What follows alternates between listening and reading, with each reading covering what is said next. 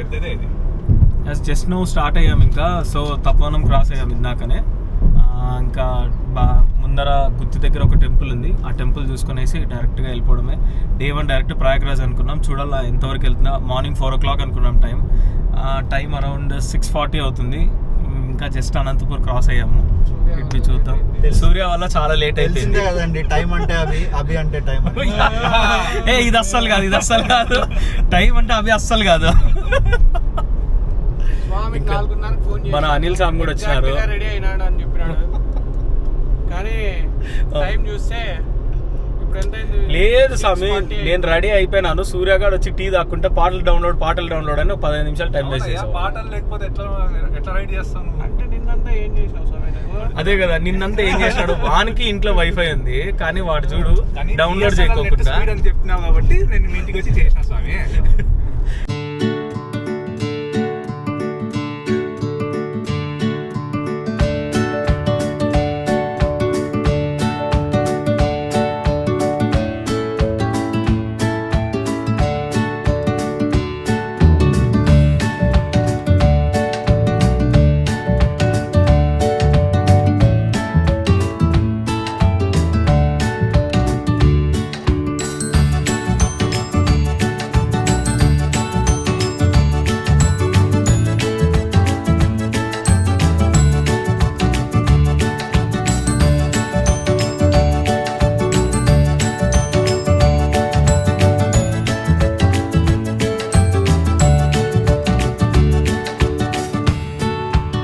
మన మహాకుంభమేళ ట్రిప్ లో first toll gate cross అవుతున్నాం. ఇక్కడ సుంకలమ్మ దేవత ఉన్నారు. ఎప్పుడు మనం హైదరాబాద్ పోయినా కూడా ఆబ్వియస్లీ ఇక్కడ మొక్కుని వెళ్తాం పక్కాగా, ఖచ్చితంగా. అమ్మవారు చాలా పవర్ఫుల్. సో అమ్మవారిని ఒకసారి మనం దర్శించుకొని ఇక్కడ నుంచి స్టార్ట్ అయిపోతాం ఇంకా డైరెక్ట్ గా. మాక్సిమం లాంగ్ జర్నీ వెళ్ళేటోళ్ళు 100% ఇక్కడ దర్శించుకొని వెళ్తారు. చాలా పవర్ఫుల్. ఇంకా మంగళవారం పూట్లయితే చాలా రద్దీ ఉంటుంది. మీకు చూపిస్తాను ఇప్పుడు అది కూడా, టెంపుల్ ఎలా ఉంటుంది అనేసి.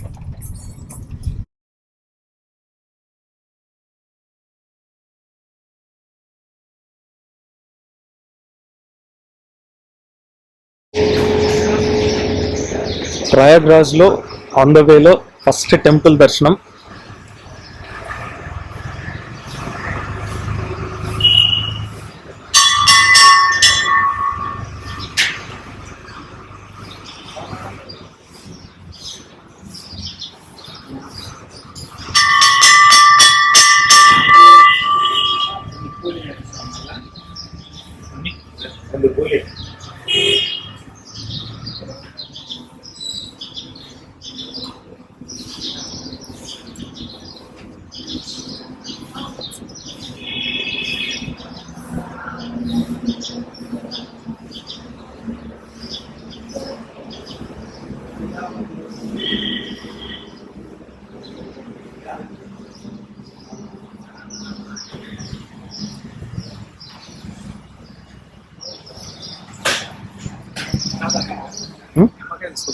మన అనిస్వామితో ఒకసారి ఈ గుడి ప్రత్యేకత గురించి కనుక్కుందాము. ఇప్పుడు వివరిస్తారు, చూడండి.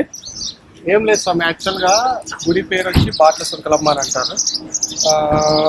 గుడికి మెయిన్ ప్రత్యేకత ఏమంటే, ఎప్పుడైతే లాంగ్ జర్నీస్ చేసేవాళ్ళు మెయిన్గా, ఇప్పుడు ఫర్ ఎగ్జాంపుల్ నాగ్పూర్, కాశ్మీర్ అట్లా పోయేవాళ్ళు చాలామంది లారీ డ్రైవర్స్ కానీ ఎవరైనా కానీ ఖచ్చితంగా ఇక్కడ అమ్మవారికి ఒకసారి టెంకాయ కొట్టుకొని అమ్మవారిని ఒకసారి దర్శించుకొని పోతే వాళ్ళ ప్రయాణం సాఫీగా నడుస్తుందని వాళ్ళ నమ్మకం అన్నమాట. సో అందుకు గత కొన్ని సంవత్సరాలుగా ఇదే ఇక్కడ ఆనవాయితీగా జరుగుతుంది అనమాట. సో ఇదే ప్రత్యేకత ఇక్కడ. అందుకు మనం కూడా ఏదో మనం లాంగ్ జర్నీ ప్లాన్ చేసాం కాబట్టి దగ్గర మనం ఒక 1500 కిలోమీటర్ల వరకు మన ప్రయాణం ఇంకా ఉంది. సో మన ప్రయాణం ఇంకా బాగా సాఫీగా నడవాలని కోరుకుంటూ అమ్మవారిని దర్శించుకోవడానికే వచ్చామన్నమాట ఇది. సో ఓకే, ఇదే మెయిన్ ప్రత్యేకత ఏంటంటే ఇదే గుడిది. చాలా థ్యాంక్స్ స్వామి, మంచి మాట చెప్పారు. సో నెక్స్ట్ మన followers plus even anyone start అయినప్పుడు మీరు కూడా అందవేళ జర్నీ దర్శనం కంపల్సరీ చేసుకోండి, చాలా మంచిది. ప్లస్ అమ్మవారి దగ్గర మనకు చిన్న నిమ్మకాయ కూడా ఇస్తారు, కార్లో పెట్టుకోండి. Happy journey. సో జర్నీ కూడా మంచిగా సాగుతుంది అందరికీ. జస్ట్ బ్రేక్ఫాస్ట్ కంప్లీట్ అయింది. ఇంకా నెక్స్ట్ మేము ఇంకా జడ్చర్లకు చాలా నియర్ బైలో ఉన్నాం, కానీ చాలా లేట్ అవుతుంది పోవడానికి. కామన్ తెలిసిందే కదా. సో మంచి ప్లేస్ దొరికింది, ఇదే ప్లేస్లో స్టాప్ చేసాము. సో ఇంకా డైరెక్ట్ బయలుదేరడమే.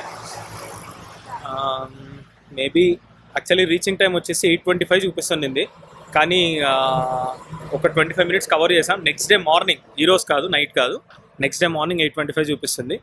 లెట్ ఇట్ బి, చూద్దాం మనకి ఎంతవరకు అవుతుంది అంతవరకు. 4 మెంబర్స్ డ్రైవ్ చేసే వాళ్ళమే, సో నో ప్రాబ్లం.